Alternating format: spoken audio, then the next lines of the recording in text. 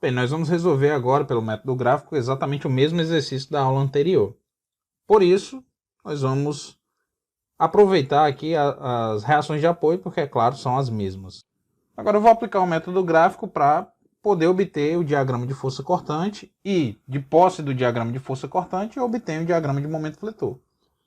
É claro, para obter o diagrama de força cortante, todas as ações estão aqui evidenciadas.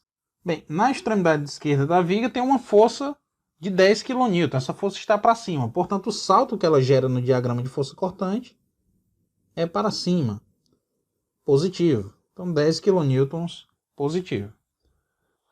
A área do carregamento é igual a 8 vezes 4. Então, a variação da força cortante entre A e B, entre o ponto A e o ponto B, é igual à área do carregamento, que é 8 vezes 4, ou seja, 32 kN.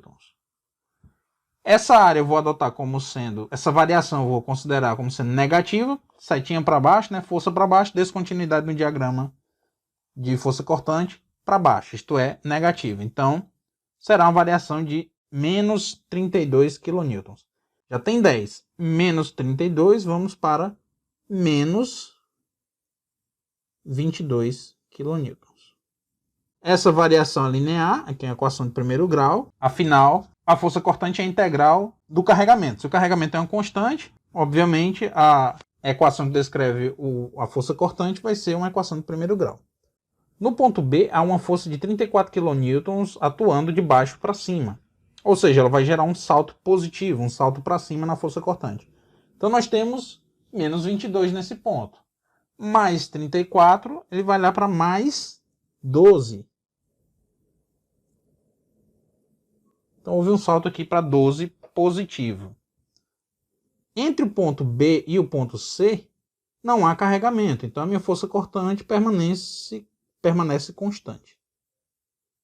Logo, minha força cortante permanece constante entre os pontos B e C.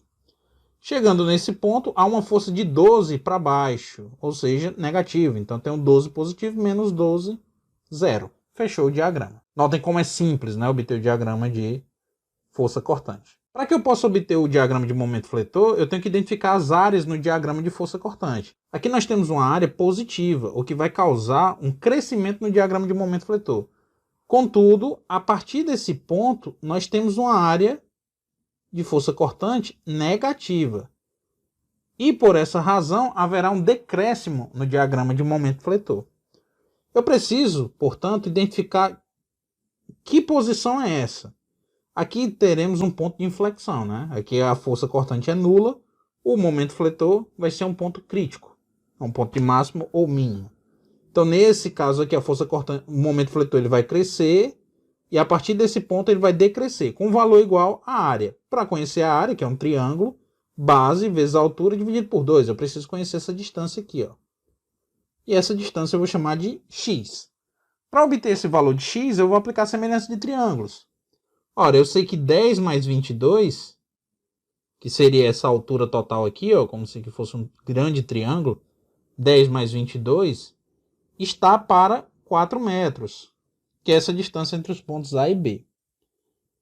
Assim como 10 estará para x. Portanto, x vai ser igual, aqui dá 32 dividido por 4 dá 8. Então, x vai ser igual a 10 sobre 8, que é igual a 1,25 metros.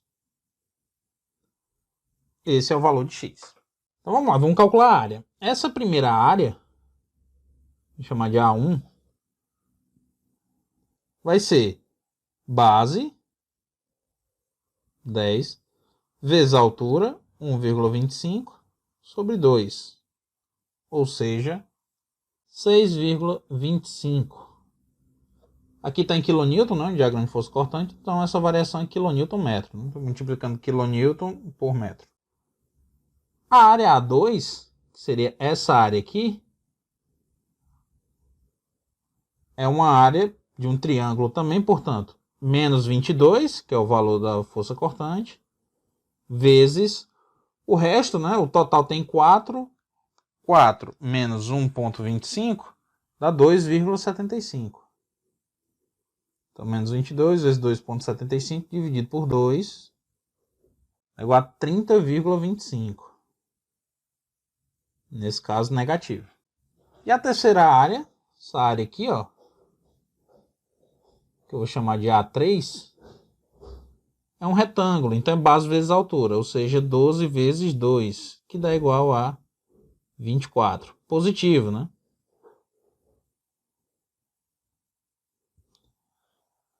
Força cortante é positiva nessa região.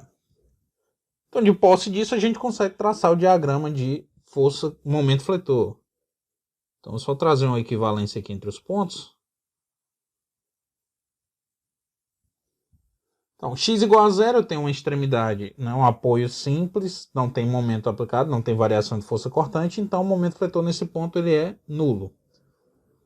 Entre esse ponto A e esse ponto que eu vou chamar de M, entre A e M, a variação é igual à área da força cortante, ou seja, a área A1, que é de 6,25. Então aqui o momento é zero. Variando 6,25 positivo, ele vai de 0 até 6,25. Positivo, lembrando, positivo para baixo. Essa variação é parabólica. Afinal, a equação que descreve aqui a força cortante é de primeiro grau, então do momento fletor é de segundo grau. De 6,25, ele vai variar do ponto M até o ponto B. E a variação do ponto M ao ponto B é igual à área A2. A2 é igual a menos 30,25. Ou seja, há uma carga de 6, há um momento de 6,25 no ponto M, e a variação é de menos 30,25. Portanto, 6,25 menos 30,25 dá menos 24. Então, ele sai de 6,25 e vai lá para menos 24. Do ponto B para o ponto C, a variação é igual à área da força cortante, área A3, nesse mesmo intervalo. A área A3 é igual a 24, positivo. Então, menos 24 mais 24, esse valor vai para zero. Nesse caso, eu vou ligar por uma reta, porque se a força cortante é constante, o momento fletor tem que ser uma equação de primeiro grau. Então, a gente liga por uma reta, diferentemente dos outros dois trechos que nós ligamos por uma parábola. Então, esse é o nosso diagrama de momento fletor. Notem, pessoal, é um processo bem mais rápido do que o processo que nós aplicamos para obter através das equações. Enfim, pessoal, aqui é só para a gente relembrar o método gráfico e o método das seções. Beleza, pessoal? Então, até a próxima aula. Na próxima aula vai ser mais um exercício, eu vou aplicar o método gráfico em uma estrutura um pouquinho mais complexa, porque essa estrutura é muito simples, não teve nem graça. Então a gente vai aumentar um pouquinho da complexidade. Beleza?